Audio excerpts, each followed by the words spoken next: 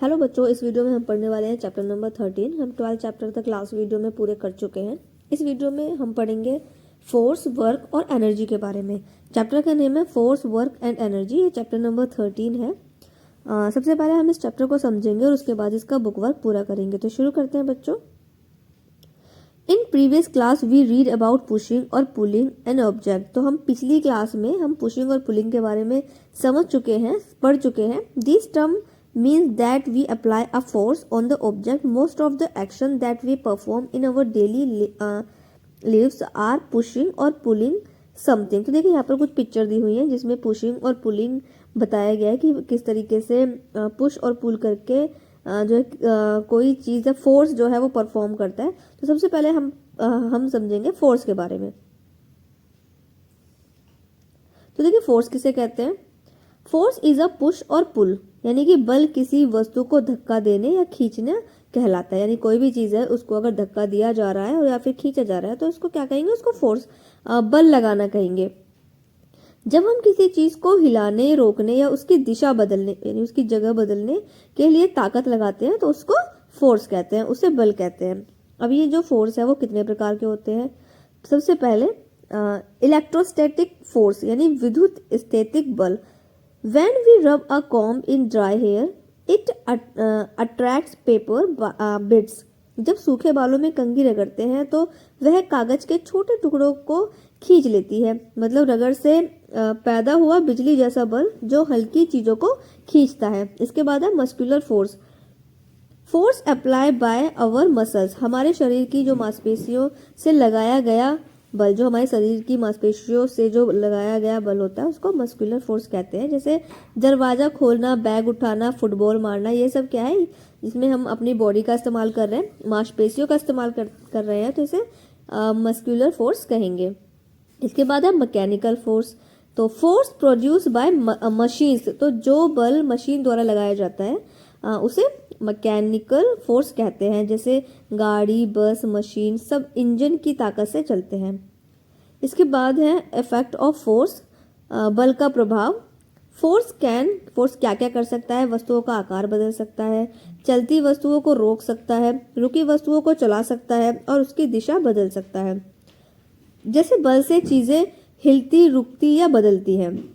Frictional force, frictional stops object from sliding, यानी घर्षण वस्तुओं को फिसलने से रोकता है। खुरदरी सतह या फिर ज्यादा घर्षण, चिकनी सतह है तो कम घर्षण। अगर कोई खुरदरी सी जगह है तो उसमें जो चीज है वो ज्यादा घर्षण करेगी, रगड़ ज्यादा लगेगी, और चिकनी है तो कम घर्षण करेगी, कम रगड़ लगेगी। फायदे, गाड़ी चलती है, चल पाते हैं, माचिस जलती है, ब्लैक बोर्ड पर लिख सकते हैं।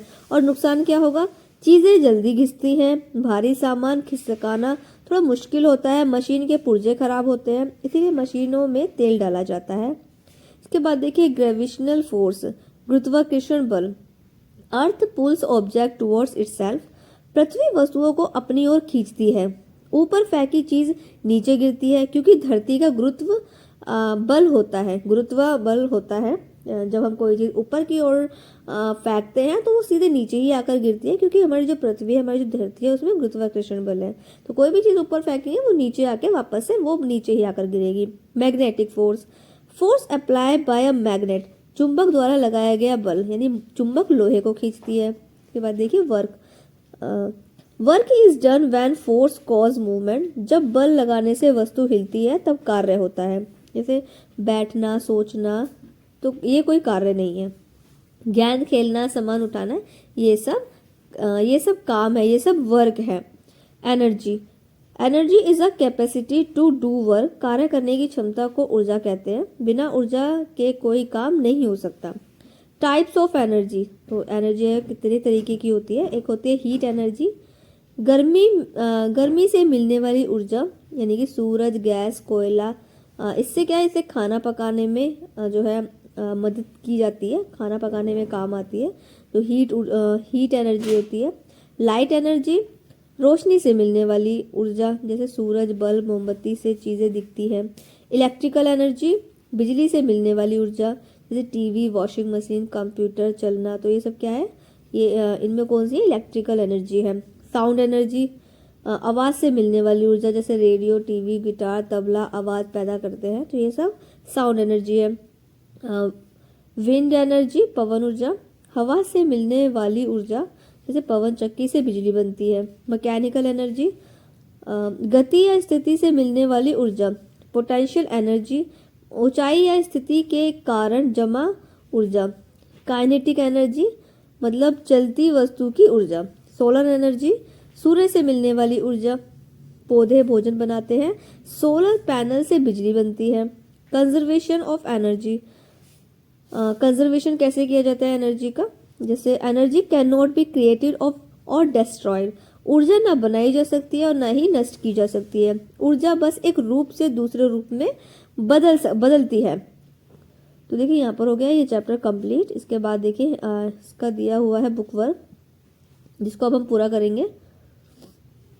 सबसे पहले दिए हुए हैं देखिए टिक द करेक्ट ऑप्शन, जो कि आपको अपने नोटबुक में फिल कर लेने हैं। बुक में फिल कर लीजिए। उसके बाद जो है यहाँ पर दिए हुए हैं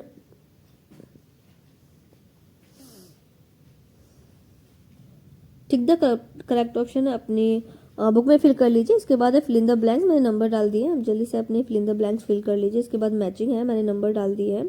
इसके बाद देखिए गिव द रीज़न है, जो कि दो यहाँ पर रीजंस बताने हैं। When we throw a stone upward, जब हम एक पत्थर को ऊपर फेंकते हैं, इट कम्स आउट डाउनवर्ड, तो वो नीचे की तरफ आ जाता है। तो ये किसके कारण होता है, रीजन बताना है। मैंने रीजंस दोनों नीचे यहाँ पर लिख दिए हैं। उसके बाद है 2 वाला, liquid flows higher surface to lower surface, जब हम किसी पानी को यानी लिक्विड वाली चीज़ को जब फैलाते हैं तो वो कैसे किस तरीके से बहते हैं, वो ऊंचाई से नीचाई की तरफ जो है फ्लो करती है, बहती है। तो इसका कारण बताना है और यहाँ पर मैंने दोनों रीजंस यहाँ पर नोट कर दिए। इसके बाद क्वेश्चंस के आंसर है।